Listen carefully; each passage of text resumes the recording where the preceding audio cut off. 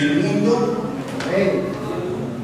Hoy vamos a contestar a través de la vida de Daniel. Bendito Jesús. ¿Se acuerdan ustedes que en el COVID-19, todos se acuerdan, ¿no? Hace poquito que pasó, desde el 2020. El desafío para los médicos y para las enfermeras era que tuvieran que vivir en zonas donde estaba el COVID, en los hospitales, ¿no? Pero deberían hacerlo sin contaminarse, y porque el contagio es sumamente peligroso, ¿no? Un contagio de enfermedades, ¿no? Peligroso. Y las enfermeras, médicos, se les, usaron medios, ropa, para tratar de no contaminarse con esta enfermedad. Precioso Jesús. Pero el resultado fue que muchos médicos y enfermeras se han contagiado, a pesar del uso especial de ropa, a pesar de otros cuidados que han tenido. Se contagiaron. Hermanos jóvenes, en especial, uno de los grandes desafíos que tenemos, me incluyo porque pienso que todavía soy joven. Me siento joven cuando estoy con ustedes.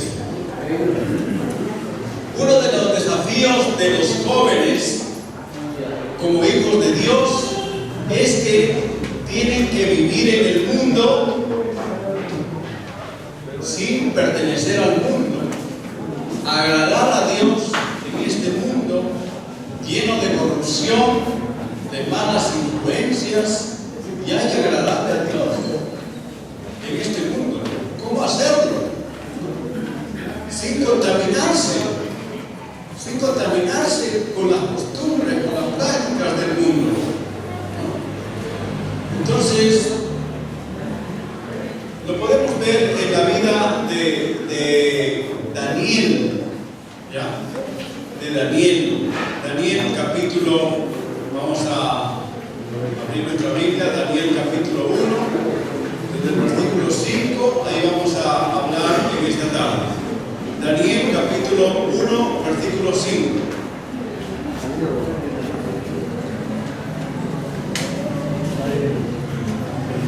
Ese es el texto principal, pero recuerden que el Señor en San Juan, en el capítulo 17, versículo 14, dice así: yo les he dado tu palabra y el mundo los aborreció, porque no son del mundo como tampoco yo soy del mundo. El versículo 15 dice: no ruego que los quites del mundo, sino que los guardes del mal. Versículo 16 del capítulo 17 de San Juan. Luego vemos Daniel: no son del mundo como tampoco yo soy del mundo. El Señor está diciendo que su iglesia, que nosotros no pertenecemos a este mundo, estamos de pasajeros. Nuestra herencia es en el cielo. Solamente estamos de una visa transitoria aquí. Y mientras estamos en esta tierra, como el Señor estuvo hasta los 33 años, tenían que agradar al Padre, tenían que agradar a Dios, así también nosotros, jóvenes, tenemos que agradar a Dios aquí, estando dentro del mundo. No pertenecemos al mundo, a las costumbres mundanas, ¿ya? A las prácticas mundanas, porque el mundo se entiende de varias maneras según dónde está ubicado la palabra mundo en la Biblia. Porque mundo es el cosmos, es la tierra también, pero mundo también es, lo que estoy hablando en este momento, es la práctica mundana, la práctica que desagrada a Dios. Y el Señor en la oración sacerdotal del capítulo 17 que hemos leído, versículo 14 al 16, dice que Él ora para que su pueblo, sus discípulos, no se contaminen con el mundo. Dice: no ruego que los quites del mundo, sino que los guardes del mal. No son del mundo como tampoco yo.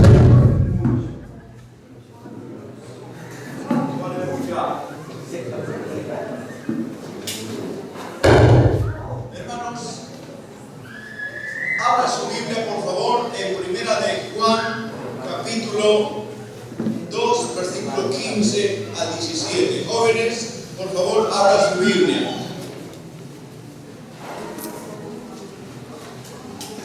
Abra su Biblia. Capítulo 2 del primer libro de San Juan, ahí casi al final de su Biblia. Capítulo 2, versículo 15 al 17. No améis al mundo, dice. Joven, no améis al mundo ni las cosas que están en el mundo. Si alguno ama al mundo, el amor del Padre no está en él. 16. Porque todo lo que hay en el mundo, los deseos de la carne, los deseos de los ojos y la vanagloria de la vida no proviene del Padre, sino del mundo. Versículo 17. Y el mundo pasa y sus deseos, pero el que hace la voluntad de Dios permanece para siempre. El Señor en San Juan dice que no somos del mundo. Es un desafío. No es fácil. Jóvenes, no es fácil. Eso debemos entender los pastores, los padres, los jóvenes también, que no es fácil. Es un desafío que tenemos que enfrentar como hijos de Dios. Primero vemos la enseñanza, ¿no? Que Daniel y sus amigos tuvieron que estudiar 3 años en la corte de Babilonia y no fue tan fácil. Tuvieron que someterse a la educación, ¿no? Dice que se les enseñase por 3 años, ¿no? Aprendieron entonces muchas cosas en esos 3 años, cosas que iban en contra de su fe, ¿no? En el versículo 4, la parte B, dice y que se les enseñase. Miren en su Biblia, versículo 4, la parte B, y que se les enseñase las letras y la lengua de los caldeos. Tenían que olvidarse por un tiempo el idioma hebreo, que con ese idioma tenían que adorar a Dios. La Biblia del Antiguo Testamento o el Antiguo Testamento está escrito en hebreo, porque ese es el lenguaje de los judíos. Pero tenían que olvidarse un tiempo y estudiar las letras, el idioma de los caldeos de Babilonia, ¿no? Las letras, las lenguas. Esto quiere decir que tenían que aprender el idioma, dejar de hablar el hebreo, tuvieron que aprender la historia de los caldeos, sus creencias, la religión, la política, la filosofía de los caldeos. Fue un desafío para ellos muy grande y algo muy incómodo, que quizá en contra de nuestra voluntad podamos hacer algo. A veces en la universidad hay que estudiar filosofía. La filosofía es buena, pero cuando enseñan materialismo dialéctico, cuando te dicen que Dios no existe, cuando te dicen que Dios es una idea, es tan difícil porque tú tienes que estudiarlo, porque tienes que dar el examen para pasar de año, para que te gradúen. Hay que estudiar algunas cosas en contra de nuestra voluntad. Cosas que a veces tú quisieras salir de la universidad o del colegio. A veces hay que pedir permiso o hay que pedir autorización para que no enseñen el curso de religión, porque te enseñan a adorar a la Virgen, te enseñan a adorar a otros dioses. Entonces, es un gran desafío. No es fácil, por eso que tenemos que llenarnos de Dios cada día. Así que para Daniel y sus amigos no fue fácil. Tuvieron que someterse a la educación de los caldeos, ¿no? Y también tuvieron que aceptar el cambio de nombre. No solamente tuvieron que someterse a estudiar los idiomas, la cultura, la religión de ese tiempo, que no les importaba nada a un hijo de Dios. ¿Para qué me interesa estudiar algunas cosas como materialismo? pero si quiero lograr la carrera tengo que hacerlo. Los otros que tuvieron que aceptar el cambio de nombre, el versículo 7, por favor lean, dice, ahí leemos, a estos el jefe de los funcionarios les puso nombres. A Daniel le llamó Belsasar, a Ananías, Sadrach, a Misael, Mesac y a Azarías, Abednego. Se les asignaron los nombres de los dioses paganos. Daniel significa Dios es mi juez. Y fue cambiado por Belsasar, que significa el tesoro de Bel, de un dios de los babilonios, el principal dios de los babilonios. Ananías significa la gracia de Jehová y fue cambiado por Sadrach, que significa iluminado por Ra, el dios sol. Misael significa el que viene de Dios y fue cambiado a Mesac, que significa el que pertenece a Sesac, otro dios de los babilonios. Azarías significa Jehová es mi ayudador y fue cambiado por Abednego, que significa el siervo de Nego. Todos estos dioses son dioses paganos, representan a Babilonia. Fueron cambiados sus nombres. Para el judío un nombre era muy importante, era determinante el nombre que le pongan.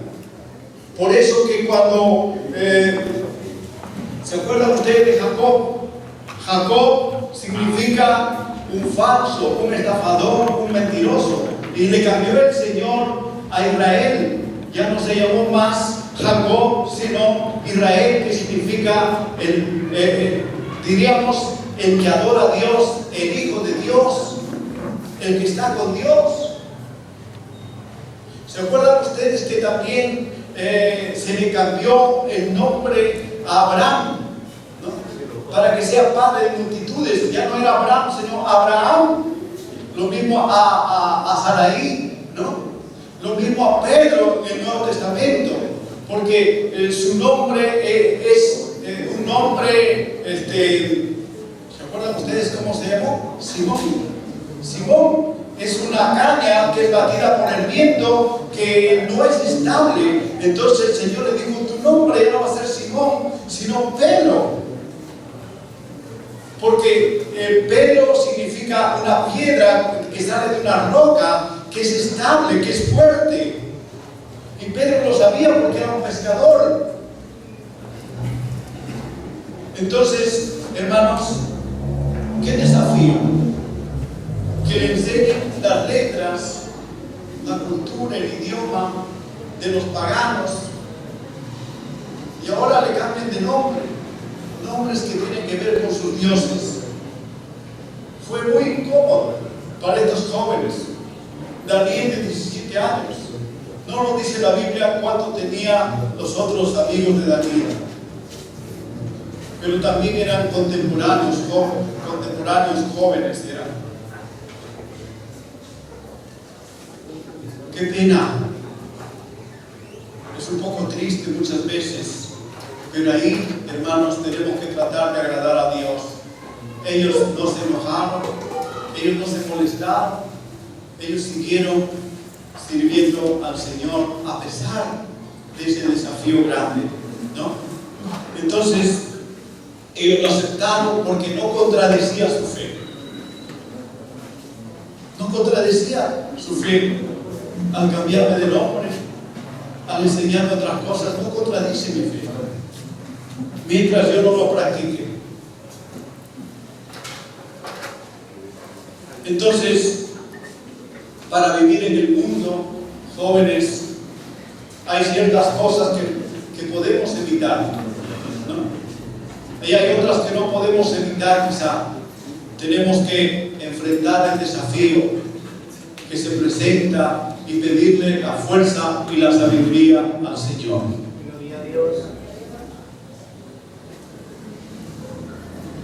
Tengo un sobrino que estudió en el colegio militar y tuvieron que sacarlo. Es posible por algunas prácticas, él ha sido muy fiel al Señor y comenzó a enfermarse. posible que nos sometieron a algunas prácticas que no estaban en su mente, en su corazón como creyentes en Dios. Tenemos que saber, pastores, animar a nuestros jóvenes, padres de familia, jóvenes, pedirle ayuda, la fortaleza al Señor, porque no es fácil agradar a Dios en este mundo.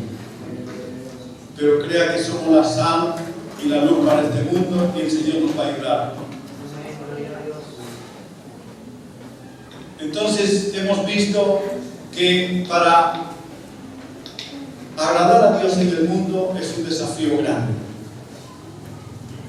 En segundo lugar, tenemos la gracia de Dios. Tenemos la gracia de Dios, la fuerza de Dios para vivir en el mundo. Fíjense el versículo 9. Y puso Dios a Daniel en gracia y buena voluntad con el jefe de los eunucos. Dios siempre estará ahí, hermanos. Hallaremos gracia ante nuestros compañeros, ante nuestros profesores, ante nuestros jefes de trabajo. Hallaremos gracia. Porque a veces en el centro de trabajo hay un aniversario del comercio, del trabajo, o cumpleaños del compañero, y entonces trae la cerveza, el ceviche, y nos someten para quizá hacer participar, pero Dios nos ayudará a hallar gracia para que no nos presionen, para que no nos exijan, hermano. Y yo he visto la mano de Dios.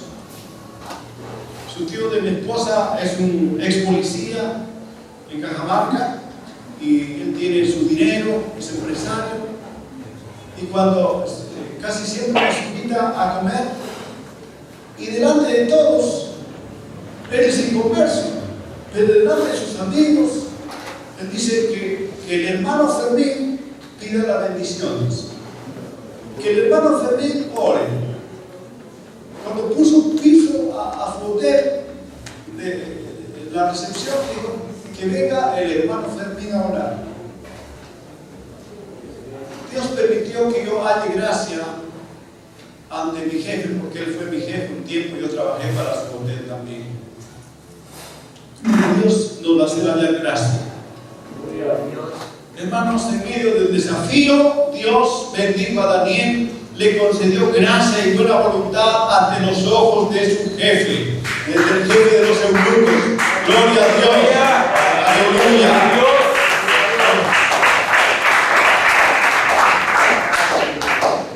¿Qué dice en Génesis capítulo 39, versículo 21? Dice que también Dios hizo hallar gracia a José delante de su jefe también, cuando estaba en la cárcel. Capítulo Génesis 39, 21, pero Jehová estaba con José y le extendió su misericordia y le dio gracia en los ojos del jefe de la cárcel. Dios siempre va a estar ahí, hermanos. Las mismas palabras, diríamos, de la gracia, de la bendición de Dios también se cumplen, o lo leemos en Proverbios 16, 7. Por favor, abra su Biblia sin perder Daniel 16, 7. Cuando los caminos del hombre son agradables a Jehová, aún a los enemigos hace estar en paz con ellos. Hermanos, qué lindo, qué bueno que el Señor esté ahí, que nos dé la gracia para poder vivir en este mundo, para hallar gracia ante nuestros enemigos, ante los jefes inconversos, ante los profesores, autoridades inconversas. Alabado sea Dios.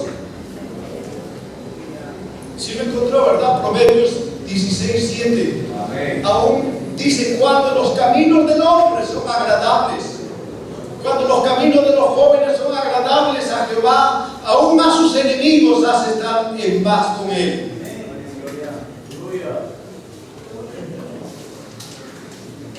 Hermanos, pero quizás no fue fácil. Daniel se ganó el favor de los amigos de su jefe por su buen comportamiento, porque él respetaba los jefes. Jóvenes, tenemos que respetar. Hoy la juventud en general es una juventud rebelde.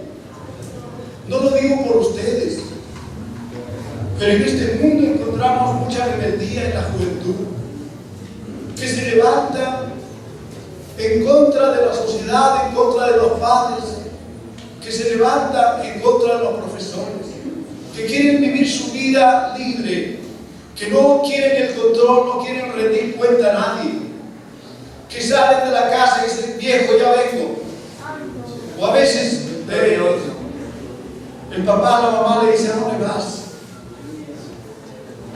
Viejo o vieja le dice: tú no debes saber a dónde voy. Y exige, hermanos, mucha rebeldía hay. Para hallar gracia ante los jefes, para hallar gracia ante los profesores, ante nuestros compañeros, ante el resto de hermanos de la congregación, tenemos que comportarnos bien, tenemos que mostrar un buen testimonio, tenemos que ser buenos estudiosos, tenemos que ser responsables. Cuando te prestan un dinero, devuélvelo antes que te lo pidan, y siempre vas a tener a alguien que te apoye. Hay hermanos que prestan dinero y no devuelven, y a veces perdemos el dinero y perdemos los amigos. Eso no tiene que ser en el pueblo de Dios. Yo pienso que Daniel no era de estas personas. Daniel era muy correcto en su buen testimonio. Era un hombre comprometido con Dios, porque el que le adora a Dios siempre va a tener, hermanos, que agradarle a Dios. Y también, si le agradamos a Dios, vamos a poder entender también a nuestro prójimo. El primer mandamiento es que amemos a Dios con todas nuestras fuerzas, nuestro corazón y nuestra mente. Y el segundo es amar a nuestro prójimo como a nosotros mismos. Entonces, hermanos, esto no viene por casualidad, sino que tenemos que comportarnos bien, respetar a los mayores, ceder a los mayores su lugar. La Biblia dice: honra las canas de los ancianos. Y también, seguro dio gracias por su oración, por su santidad en Dios, porque él quería agradar a Dios, tenía temor a Dios.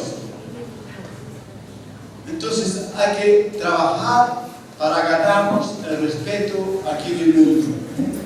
Hay que trabajar para agradar a nuestros amigos, para que nuestros amigos, cuando queremos invitarlos a la iglesia, no se nieguen. Tengo varios amigos inconversos, y cuando les invito a la iglesia, ellos, por más que quieran decirme no, ya Fermín dice: no puedo decirte no.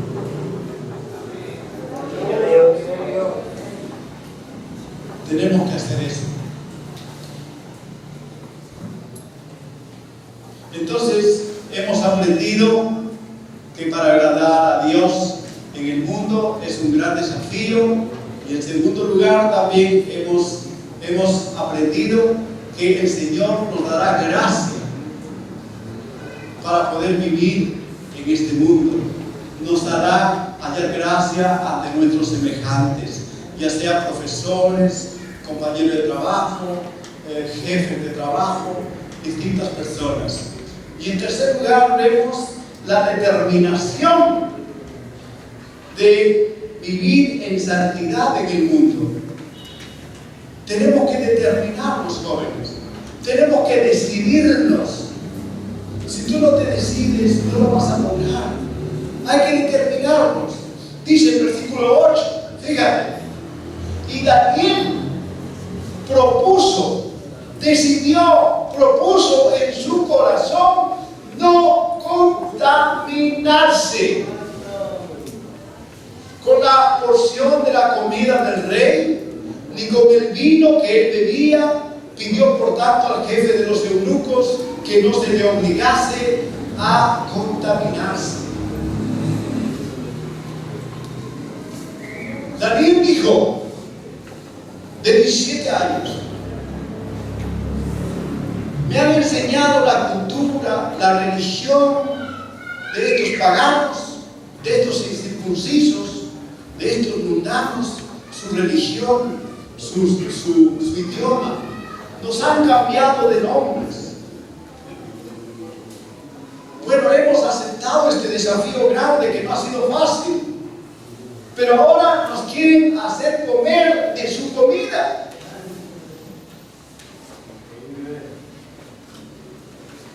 Y dice que decidió no contaminarse. ¿Por qué? Porque si ya le habían cambiado el nombre, le habían enseñado la cultura, el idioma, la religión, entonces lo normal era que acepte la comida. Y cuidado que no acepte la comida del rey de Egipto. Lo podían cortar la cabeza. Pero ellos estuvieron dispuestos a eso, pero no contaminarse. ¿Por qué? Porque la comida, antes de servirlo, lo ofrecían a sus dioses. Comida sacrificada a los ídolos. Primero la comida lo honraban, lo sacrificaban, lo dedicaban a sus dioses y después servían. Y ellos sabían, no podemos adorar a otro Dios. Aleluya.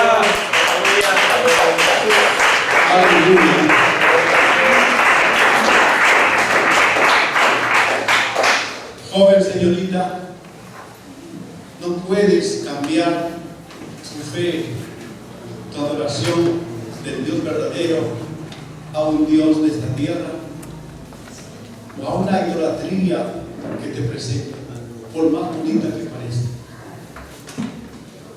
No podemos. No fue fácil, pero dice que Él decidió, propuso en su corazón. El corazón para el judío no solamente uno piensa que es la parte central, pero para el judío es todo su ser el corazón. Quiere decir que no fue de momento que fue que lo sintió, sino que uno tenía una decisión firme. Así me maten, no puedo dejar de adorar a mi Dios verdadero. Así me maten. No podemos adorar a otros dioses. Tenemos que ser firmes. Tremenda decisión para un jovencito de 17 años. Y dice el versículo 8, la parte B, pidió por tanto al jefe de los eunucos que no se le obligase a contaminarse. Y halló gracia también.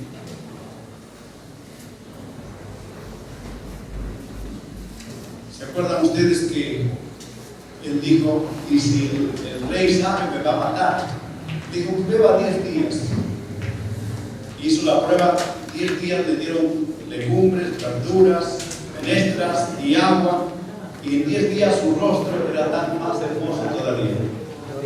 Y lo probaron en la sabiduría, eran 10 veces mejores que los sabios de ese tiempo. Porque cuando uno le sirve a Dios y come verduras, vas a poder mejorar tu cerebro también. Aleluya. Gloria a Dios. Entonces, Daniel llegó a ser un hombre muy importante en la corte de Babilonia. Llegó a ser uno de los jefes de los sabios, respetado por creo que 3 o 4 emperadores mundiales, reyes. Nabucodonosor, su hijo Ciro, y luego los medos y los persas, ¿no? Entonces, o Belsasar es el hijo, ¿no? Belsasar, y después Ciro es de los medos y los persas, y Artajerjes, y bueno, como 3, influyó en 3 reyes, no menos de 3 reyes de Babilonia y de los medos y los persas. Un joven que supo agradar a Dios en el mundo. ¿Eso es lo que quiere Dios, joven? Podemos influir en tu colegio, en tu universidad. Podemos influir en este mundo. Podemos cambiar con la ayuda de Dios. Que autoridades se conviertan al Señor. Pero necesitamos, hermanos, pasar el desafío y aceptar la gracia de Dios que nos da para vivir en el mundo. Amén. Hasta ahí nomás esta parte. Y la última enseñanza, tienen ustedes en la separata. Voy a hablar algunas cosas puntuales, porque a las 3:20 debo terminar, para que después oremos un poco, cantemos al Señor también.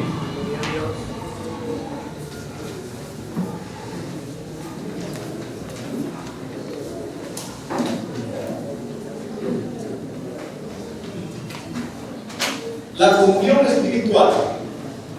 La palabra comunión lo tiene en su separata, ¿verdad? Amén. Ya. La comunión espiritual. La palabra comunión viene de la palabra del griego koinonia. Hoy van a aprender a hacer una palabra griega. Koinonia. Y veamos estos pasajes, por favor. Primera de Juan 1:3. Primera de Juan 1:3. Ahí dice que, habla por favor, que tenemos que tener comunión con el Padre y con el Hijo.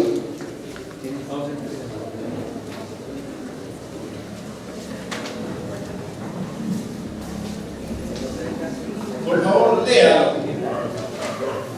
Ayúdame a leer, esposa mía.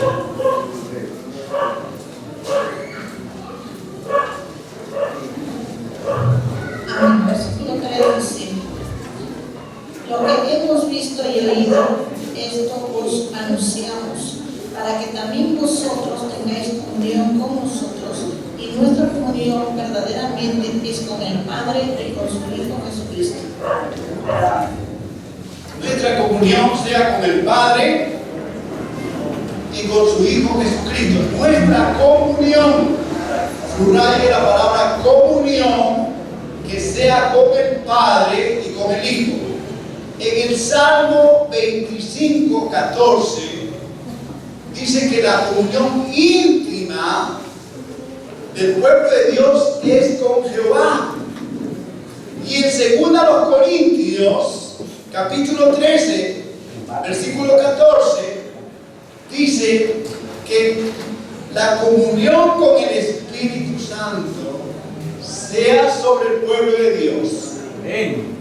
Entonces encontramos que tenemos que tener comunión con el Padre, con el Hijo y con el Espíritu Santo. Esta palabra que viene del griego koinonia. La palabra comunión viene del griego koinonia y significa estrecha amistad, íntimo conocimiento. En un diccionario de griego dice que esta palabra koinonia se puede derivar o puede darse interpretación, 4 interpretaciones más. Primero es comunión, es pasar tiempo juntos. Es como el Señor es mi paracleto. Paracleto es otra palabra griega, que el Espíritu Santo está junto a mí, es mi compañero. Paracleto es mi compañero, mi ayudador, que yo donde voy está conmigo. Voy a la casa, viajo, voy a donde sea, o estoy en donde sea. El Paracleto está conmigo, estoy enseñando y aquí está conmigo el Espíritu Santo. Dice que el Espíritu Santo es nuestro Paracleto. Y tenemos que estar juntos. Entonces tenemos comunión, compañerismo, amistad, tenemos intimidad, podemos dormir juntos con el Espíritu Santo, caminar juntos, hablar juntos. Cuando vamos aquí del templo, no se queda Dios aquí, no se queda el Espíritu Santo, va con nosotros. Dice que nuestro cuerpo es el templo del Espíritu Santo. Aleluya, aplauda al Señor.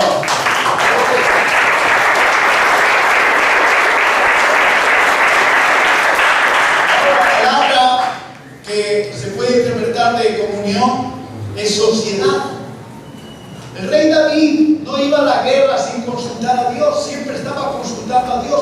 Los sacerdotes, los profetas, apóstoles, nunca hacían sus planes solos, siempre consultaban a Dios, y tenemos que tener un acuerdo con nuestro, diríamos, Él es el socio gerente, Él es el jefe. Y luego la otra palabra es transporte.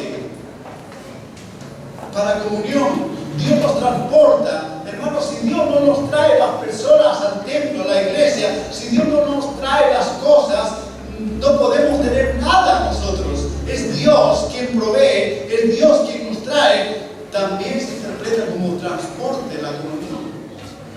También la comunión es unidad. Estamos unidos a Él. Yo soy su trabajador. 40 días y 40 noches, porque en el tiempo judío así se cuenta. Pero eran 3 veces al día. Veamos otros ejemplos. Martín Lutero. No creo que usted lo sepa quién fue Martín Lutero. Le pido que hoy mismo, después de terminar la conferencia, después de terminar las enseñanzas, busquen en el internet quién fue Martín Lutero, porque sería pecado para los cristianos no saber quién fue Martín Lutero. Que Dios lo usó en el siglo XVI, cuando el papado romano lo tenía el mundo aplastado bajo la suela de su zapato. Dios levantó a este hombre y a otros hombres como Martín Lutero para declarar la libertad de culto, para oponerse ante el papado romano. Este hombre decía: tengo mucho trabajo que hacer, pero mientras más trabajo tengo que orar más. Yo oraba 3 horas diarias en la mañana. Juan Wesley,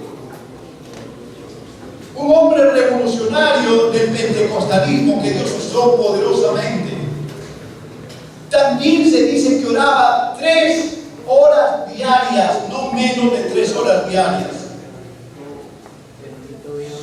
Y ganaba muchas almas para Dios. Y cuando le preguntaban cuál era el secreto de ganar almas, él decía: la gente, cuando uno está encendido, la gente ve que uno está encendido y viene. Alabado sea el Señor. Necesitamos, hermanos, esa presencia del Señor, que no viene por milagro, sino por precio. A veces queremos la presencia de Dios, queremos que Dios nos use, pero no dedicamos tiempo, hermanos, a orar ni a estudiar la palabra de Dios. Nos vamos a quedar en querer y querer y querer. Y muchos otros más que la historia nos habla, hermanos, de hombres y mujeres que le creyeron a Dios y se pusieron a orar y a ayunar para que Dios derrame su poder. Por ejemplo, Jonathan Edwards.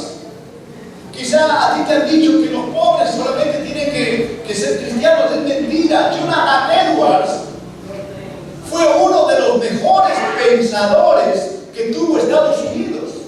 Este hombre, 13 horas diarias, estudiaba la Biblia y oraba 13 horas diarias. Dios lo usó para el gran despertar, para el avivamiento en los Estados Unidos. Un hombre muy capaz, muy intelectual.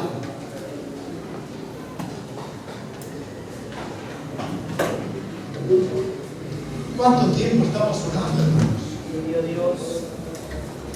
Avivamiento, Emanuel, ¿cuánto tiempo estamos orando? Queremos el avivamiento, tenemos que orar más.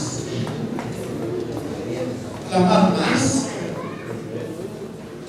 La tercera pregunta es ¿cómo debemos orar? La primera pregunta, ¿se acuerdan ustedes? Era ¿dónde debemos orar? No hay un lugar fijo. No hay un lugar que nos ordena la Biblia. La segunda pregunta era ¿cuánto tiempo debemos orar? Hemos visto que en el Antiguo y en el Nuevo Testamento era 3 veces al día y en cada vez era no menos de 1 hora. O sea, la regla es 3 horas diarias.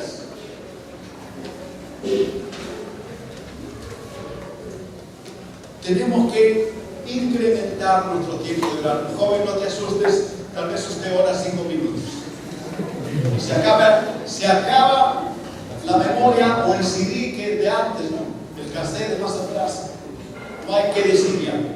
Pero es como un ejercicio, es un ejercicio espiritual. Empieza con 5 minutos, 6, 7, 10 minutos, 20 minutos. Vas a llegar media hora, 1 hora y vas a seguir adelante. Gloria a Dios. Pero practica todos los días. Ora todos los días. Te pido que ores por mí. Ahí tienes ya unos 2 minutos por lo menos acordándote del pastor Fermín. Ora por tu pastor, ora por tu familia, ora por tus vecinos, por tus amigos. La tercera pregunta, ¿cómo debemos orar? ¿Cuál es la posición bíblica? ¿Cuál es la posición bíblica? La abuela de mi esposa dice, ya tiene 98 años. Firme en el Señor. Ella dice que tenemos que orar solamente de rodillas. ¿Dice la Biblia eso? No lo dice.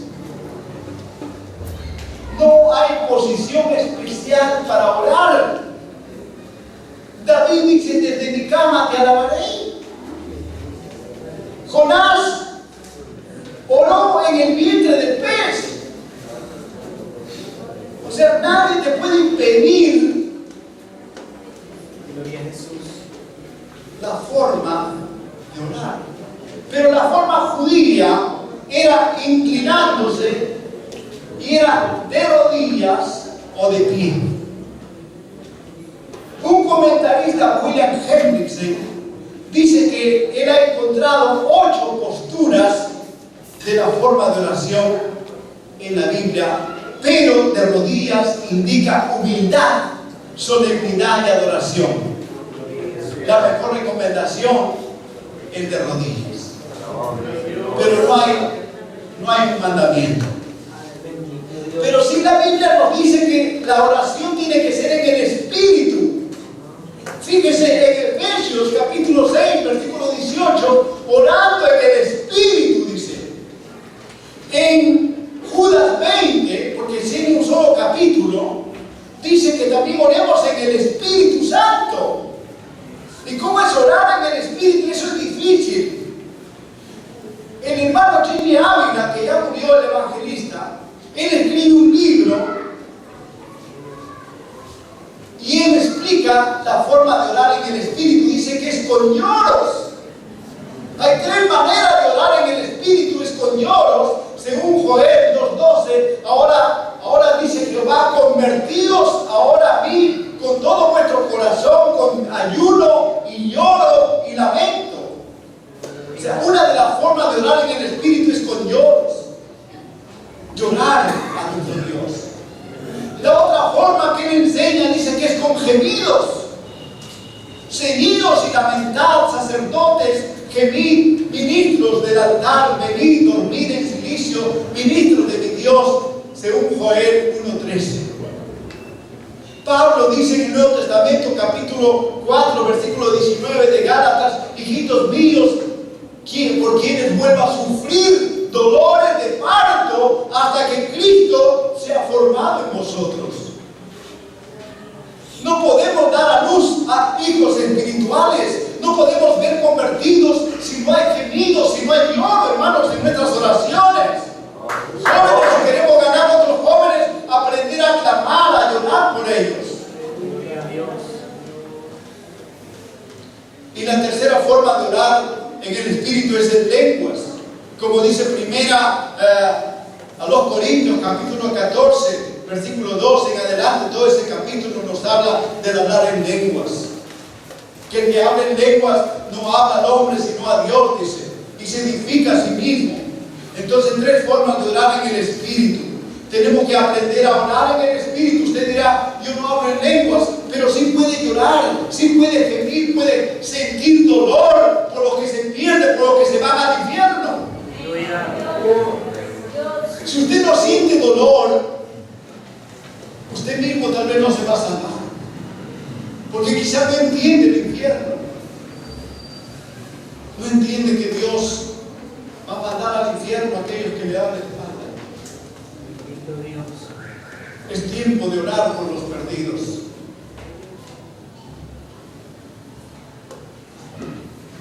¿Cómo lo hacía Jesús, nuestro Señor? Dice que lo hacía en agonía, intensamente. Capítulo 22 de Lucas, versículo 44, y estando en agonía, dice el Señor, oraba más intensamente, en agonía, intensamente, y era su sudor como grandes gotas de sangre que caían hasta la tierra. ¿Cómo oraba? Imagínate Jesús cómo oraba, que su sudor caía como grandes gotas, dice, de sangre a la tierra.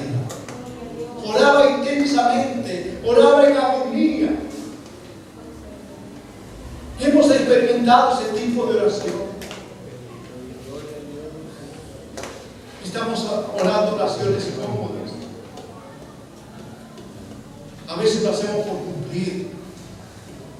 Por eso que no sucede lo que Dios quiere que suceda o lo que estamos pidiendo al Señor.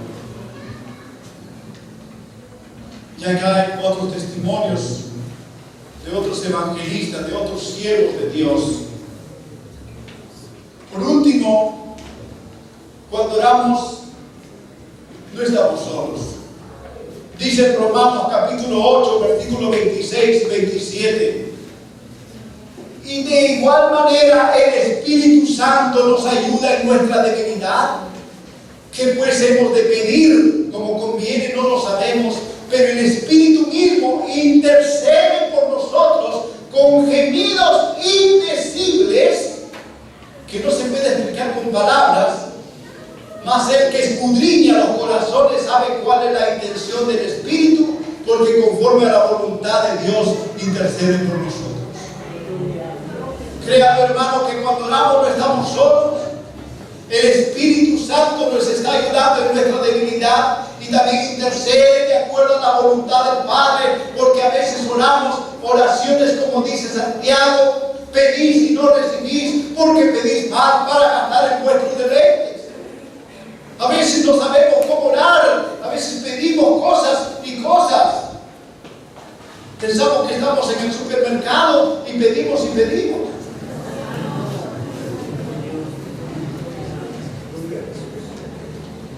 Exigimos. Tengo un hermano que cuando quiere pedirle a Dios algo, ayuna. No ayuna para agradar a Dios, sino para pedir algo. Pero no le da al Señor. Y a veces contempla, hermanos, se rebaja hasta nosotros, hasta nuestra incapacidad, y por su misericordia a veces nos concede. Es por misericordia, no es por bendición a veces que vivimos.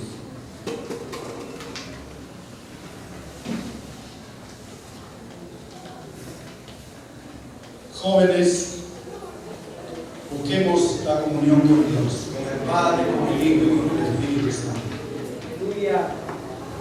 Una comunión íntima con Dios. Usted no puede decir: soy joven, que oren los mayores. No es eso. Desde jovencitos aprendamos a orar. Ya hemos visto a David, hemos visto a Daniel a sus 17 años, él estaba orando 3 veces al día.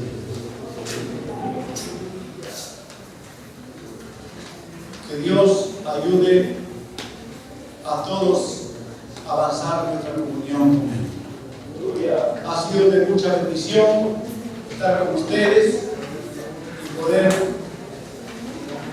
enseñarles un poco. Espero que sea de bendición. Agradecemos a nuestro Señor. Pónganse de pie, por favor. Muchas gracias a los organizadores. directiva de la Legión de Jóvenes. Dios los bendiga.